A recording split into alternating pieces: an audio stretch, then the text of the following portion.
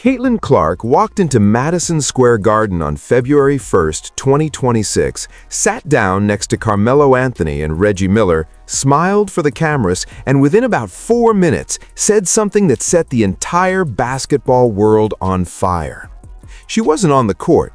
She wasn't dropping 32 on a rival or hitting a logo 3 to end a quarter. She was doing a pre-game broadcast segment for NBC's Basketball Night in America, the kind of fluffy, low-stakes TV spot where athletes usually give safe, diplomatic answers and move on with their night. Nobody expected news. Nobody expected anything more than some polished talking points and maybe a fun moment with the legends in the studio. And then Maria Taylor asked her one question, a simple question. The kind of question reporters ask stars all the time. Which NBA player do you study most to improve your game? Clark didn't hesitate. She didn't scan the ceiling and pick someone crowd-pleasing, didn't toss out a generic answer about Steph Curry's footwork or somebody's off-ball movement. She went straight to Luka Dončić. And then she proceeded to break down exactly why, with a level of detail and specificity that told you this wasn't a casual compliment. This was a mission statement. By the time the segment was over, the clip was already spreading. Within hours, it was everywhere. Basketball fans, WNBA fans, sports media, everyone was talking. Because this wasn't just a star praising another star. This answer had layers. This answer had context. And if you knew what was happening inside the Indiana Fever organization, you understood immediately why those 3 or 4 minutes of television just became one of the most loaded moments of the entire WNBA offseason. But to understand why it matters, you need to know what she actually said, word for word. Here is what Caitlin Clark said about Luka Dončić on national television verbatim. Luka's amazing and incredible. I think the way he can not only score the ball, but also the way he passes. And I think the thing about him is, he's not the fastest, he's not the most athletic, but he can get his defender to move where he wants him to go, and he takes up that space. He does a really good job of either keeping the defender behind him or keeping him to the side. I think that's something I can certainly learn from. I always kind of want to run away from the defense rather than absorbing the contact and taking up the space that they give me. Read that again slowly, because it's not casual admiration, it's a surgical breakdown of a specific offensive philosophy. Clark is talking about body control, spatial manipulation, using physicality to dictate the terms of every possession. She's talking about being the kind of player who doesn't run from pressure, she absorbs it, bends it, and weaponizes it. She's describing a heliocentric offensive engine who controls games through sheer basketball intelligence and will, and she is talking about herself, about who she wants to become. Now here's where the broadcast got delightfully messy. Host Maria Taylor turned to the legends in the studio and asked, "Which NBA player reminds you of Caitlin Clark?" Carmelo Anthony, without missing a beat, said, "Luka Dončić." He backed Clark up completely, validated the comparison in real time, and called it exactly what it was, a legitimate, serious parallel between two basketball minds operating on similar wavelengths in different leagues. Then Reggie Miller spoke. Reggie, Indiana's own, Pacers legend, Hall of Famer, man who bled blue and gold for 15 years, thought about it and said he sees Peyton Pritchard from the Boston Celtics. The camera caught Clark's face the instant the words left Reggie's mouth. The smile didn't disappear, she was too professional for that, but it shifted. The eyebrows raised, the eyes darted. There was a brief, unmistakable pause that said everything she was too polished to say out loud. The internet took one look at that micro-expression and had a field day. "She looked absolutely disgusted," one fan wrote.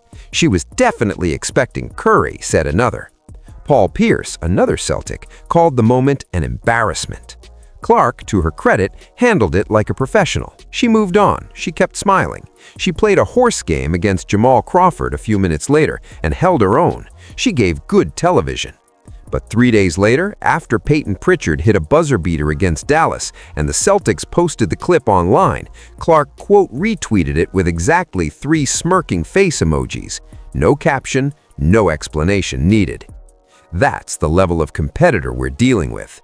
And when that competitor tells the world she's modeling her game after Luka Dončić, specifically and deliberately, you listen closely, because something else is happening underneath the surface. Luka Dončić is without question one of the most polarizing players in basketball, not because of his character or his attitude, but because of what his game represents. He plays a style of basketball that traditional coaches often raise their eyebrows at. The ball spends a lot of time in his hands. He dominates possessions. He forces his will on the game through isolation, clever ball handling, and a kind of offensive genius that doesn't look like speed or athleticism.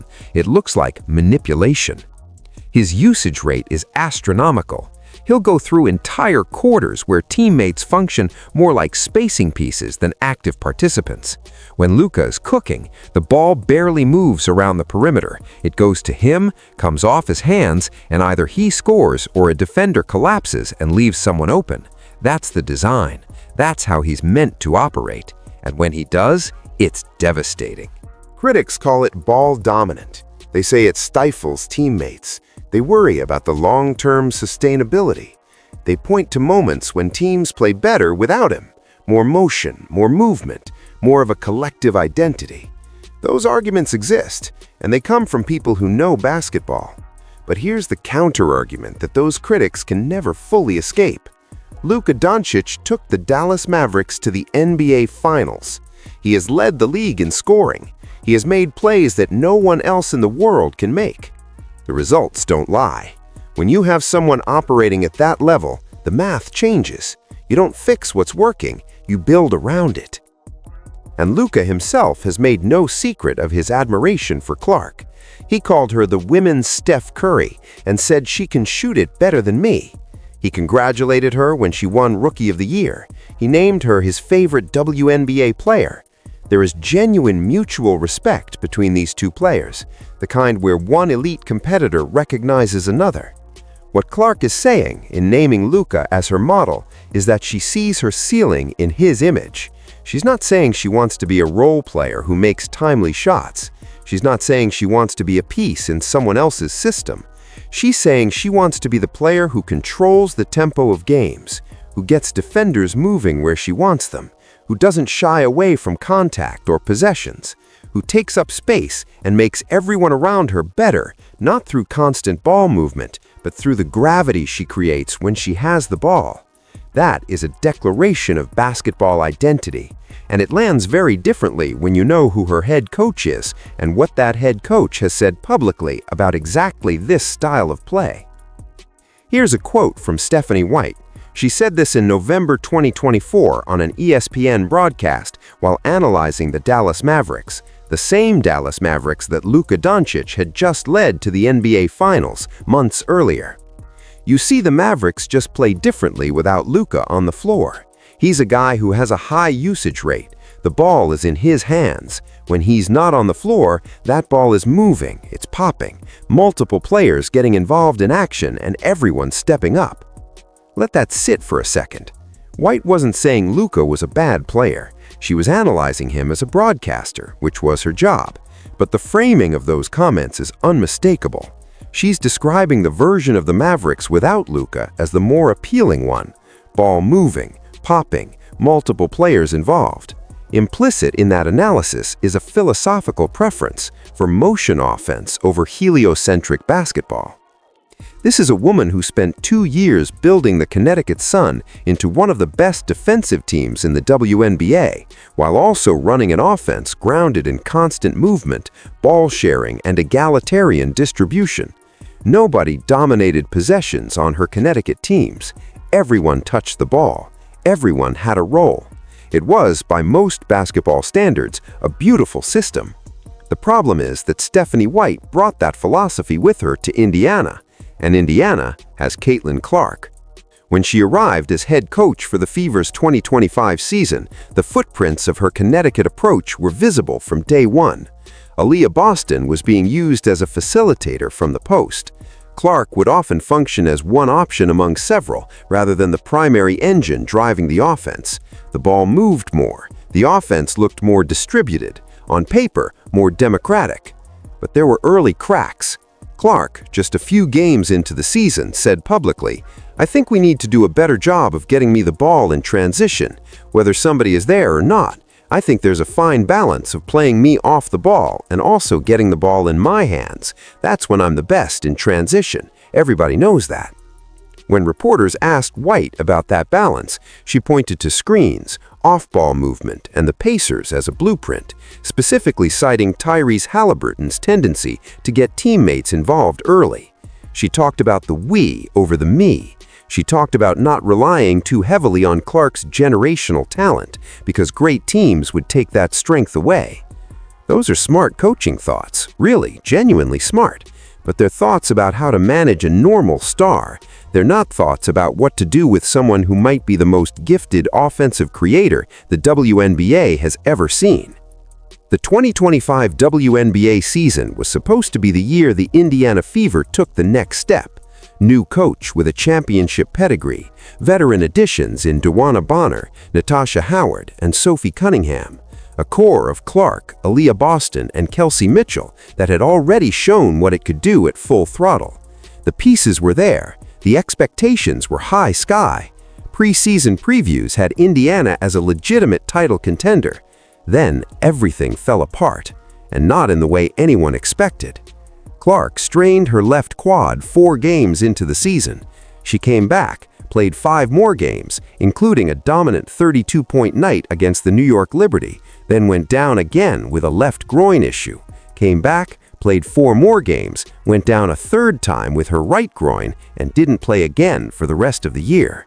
She missed 28 of 41 regular season games. She missed the Commissioner's Cup final. She missed All-Star Weekend in her own home arena in Indianapolis. She missed the playoffs entirely. In the 13 games she did play, she averaged 16.5 points and 8.8 assists, but her three-point shooting had dropped to 27.9%, far below her standard. Reports and fan observations pointed to a Clark working through injury, but also through a rhythm that hadn't quite clicked in White's system. The Fever were 5-5 with her in the lineup before the injuries really piled up. For comparison, in the back half of her rookie year, once the Fever committed fully to running the offense through Clark after the Olympic break, Indiana went 9-5 in their final 14 games. Clark averaged 23.1 points, 8.9 rebounds, and 5.4 assists over that stretch. They were electric. They were the most fun watch in the WNBA, and they were running, essentially, the Luka model. Give the ball to the generational talent and get out of the way. The 2025 Fever with Clark and White's system were 5-5. The 2024 Fever with Clark unleashed went 9-5 and looked like they could beat anyone. The eye test and the numbers pointed in the same direction, and fan frustration was boiling over by midsummer. One post from that period said it bluntly: "Give Caitlin the ball, run ball screens, either she gets a good look or someone will be wide open because of the double team. But no, Stephanie White wants to run the everybody eats buffet offense and complicate things." Here's what made White's Luka comments look even worse in hindsight. After Doncic was traded to the Lakers, the Mavericks without him missed the playoffs entirely. They were 13-9 with Luka before the trade, 13-14 without him. The different basketball White described, the moving, popping, everyone stepping up version, turned out to be considerably less effective without the star. The ball movement that looked clean and free was also considerably worse at winning games. The star made the difference. The star always makes the difference. There's something that gets lost in the noise of the Clark-White tension, and it matters. Caitlin Clark's 2025 season was genuinely catastrophic from a health standpoint, and it wasn't anyone's fault. 3 separate injuries across the same season is a brutal stretch of misfortune for anyone, let alone a player who had never missed a game in 4 years of college basketball or her entire rookie year. But injury seasons have a way of revealing things. Without Clark, the Fever actually survived and thrived in stretches. They went 10-9 in games she missed, leaning on Kelsey Mitchell, who averaged 21.2 points in Clarkless games. The defense, an area where White's influence was most visible and most effective, was dramatically improved, jumping from 11th in the league in 2024 to 8th in 2025. Without Clark, the system was doing what it was designed to do. With Clark, the picture was murkier. Her shooting efficiency was down. The offense hadn't found its rhythm. Some of that is injury-related. Playing through a groin is different from playing healthy. But some of it was the friction of a system that wasn't fully calibrated for what she does best. Clark called the whole 2025 experience incredibly frustrating when she announced she was done for the year. And when a competitor of her caliber uses the word frustrated to describe a season, you can bet it wasn't just about the injuries. It was about what could have been, what almost was, what she knows she's capable of and hadn't been able to show. She spent the offseason working, watching, preparing. And then, on February 1st, 2026, she sat down next to Reggie Miller on national television and told the world exactly what she'd been thinking. Here is what makes Clark's Luka answer on NBC so significant, beyond just the basketball philosophy it represents: the timing. This was not an off-season interview in the summer of 2024, before White had arrived, before anyone understood what her system would look like in practice. This was February 2026, after a full season under White's coaching, after the debates about Clark's usage rate had played out publicly, after fans had watched and argued for months, after Clark herself had said on the record that getting the ball in transition is when she plays her best, after all of it. And she chose this moment on national television, sitting next to NBA legends in front of a massive primetime audience, to name a heliocentric, ball-dominant offensive force as her blueprint for growth. She is a student of basketball that doesn't say things accidentally. She knows what Stephanie White said about the Mavericks playing differently without Luka. White was a longtime ESPN analyst. Those comments exist on video. They're not buried. Clark knows exactly what she was doing when she gave that answer. Maybe she wasn't firing a shot across the bow. Maybe she was just being honest about her game and her goals and wasn't thinking about the optics at all. That's possible. But here's the thing about being Caitlin Clark. Everything you say publicly gets analyzed, amplified, and dissected. She knows that better than anyone, and she still gave that answer, specifically, in detail, without hesitation. Carmelo Anthony immediately validated her, calling her a Luka comp in real time. Even the broadcast itself confirmed what Clark was saying, that the Luka parallel is real, is appropriate, and is how people who actually watch basketball see her game. Fans watching at home noticed the dynamic immediately. One post from that night summed it up perfectly. Now if Steph White would actually use her that way, Indiana would be unstoppable. Because here is the uncomfortable truth that Clark's national moment dragged into the light. Caitlin Clark at her best looks like Luka Dončić controlling a game from the top of the key. It does not look like one piece of emotion offense, spreading the floor while the ball whips around the perimeter looking for the best shot. Those are two different basketball teams. They can't both be right at the same time. When the 2026 WNBA season kicks off, assuming the ongoing CBA negotiations get resolved, something Clark called one of the biggest moments we've ever had in women's sports, the Indiana Fever will face a decision that's been building for more than a year. Clark enters her third season, fully healthy, motivated, and with a very public statement already out there about how she sees her offensive identity. She has told anyone willing to listen that she wants to be the player who absorbs contact, controls possessions, manipulates defenders into uncomfortable positions, and dictates the terms of every game she plays in. She didn't learn that from a system that asks her to set screens and operate off the ball. She learned it by watching the best offensive creator in the NBA and seeing herself in his game. Stephanie White, for her part, is a genuinely excellent coach. The defensive turnaround she engineered in 2025 was real and significant. She helped the Fever survive one of the worst injury seasons imaginable and still reach the semifinals. That takes coaching. That takes culture building and player development and tactical adjustment. None of that is nothing. But being a good coach and being the right coach for a specific player are two separate things. The history of sports is littered with talented coaches who couldn't make peace with the idea that their philosophical preference was secondary to what their best player needed to thrive. The question White has to answer is simple, even if the answer is uncomfortable. Can she let Caitlin Clark be Luka? Can she build a system that says the ball is going to stick in this woman's hands, her usage rate is going to be high, and this offense is being built around what she does rather than what the coach prefers? Because if the answer is no, if White continues running the balanced offense with Clark as one option among several, then the tension that played out publicly over 2025 is going to intensify in 2026. And this time, Clark is healthy. This time, the stakes are higher. This time, there's no injury season to explain away a system that doesn't fit. The Fever's front office saw what Clark's NBC moment did online.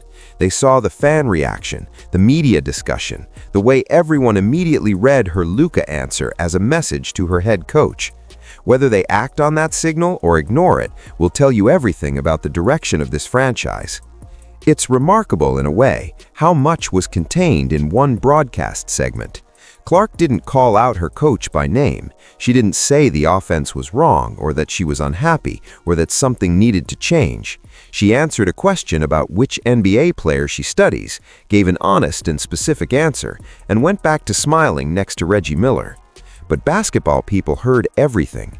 They connected the dots that had been available for over a year. White's Luka comments, the 2025 system, Clark's early season frustrations, the stat line, the eye test, the way the 2024 post-Olympic Fever looked like a completely different and far more dangerous team. And then they heard Clark say on national television that Luka Dončić is who she's trying to learn from.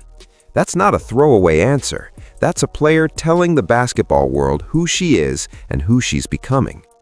There are coaches in sports history who took transcendent talents and made them fit into existing systems.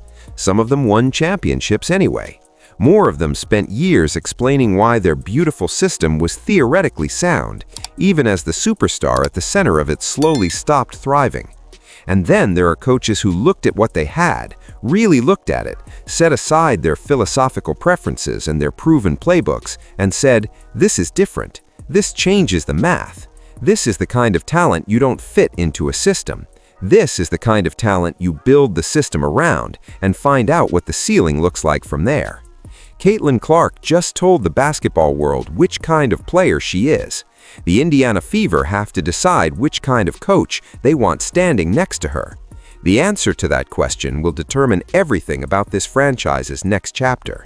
And right now, after one deceptively loaded broadcast from Madison Square Garden, the entire basketball world is waiting to see what they choose.